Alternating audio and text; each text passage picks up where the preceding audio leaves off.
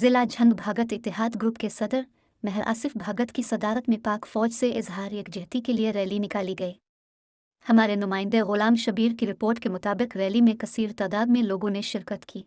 ضلع جنگ بھاگت اتحاد گروپ کے صدر مہر آصف بھاگت کی صدارت میں پاک فوج سے اظہار یکجہتی کے لیے ریلی نکالی گئی، جس میں کثیر تعداد میں لوگوں نے شرکت کی۔ ریلی کا آغاز تلاوت قرآن پاک سے کیا گیا۔ تلاوت قرآن پاک شیخ امتیاز احمد رحمانی نے کی۔ اعوذ باللہ من الشیطان الرجیم، بسم اللہ الرحمن الرحیم، قل هو اللہ احد اللہ الصمد لم یلد ولم یولد ولم یکن له کفوا احد آمنت باللہ۔ اس کے بعد دیگر معززین نے خطاب کرتے ہوئے پاک فوج سے اظہار ہمدردی اور اظہار یکجہتی کرتے ہوئے پاک فوج زندہ باد کے نعرے لگائے۔ پاک فوج زندہ باد نعروں سے گال مورچوں گونج اٹھا۔ اس موقع پر موجودہ اور دیگر معززین نے خطاب کرتے ہوئے پاک فوج سے اظہار یکجہتی کا اظہار کیا۔ پاک فوج زندہ باد ریلی کی قیادت کرتے ہوئے مہر آصف بھاگت کا کہنا تھا کہ فوج فوق ہماری ڈیڈ لائن، کسی شر پسند کو سستی شہرت حاصل کرنے کی ڈیڈ لائن عبور نہیں کرنے دیں گے۔ آج ہم جو اپنے گھروں میں سکون کی نیند سو رہے ہیں، یہ پاک فوج کے نوجوانوں کی بدولت ہے۔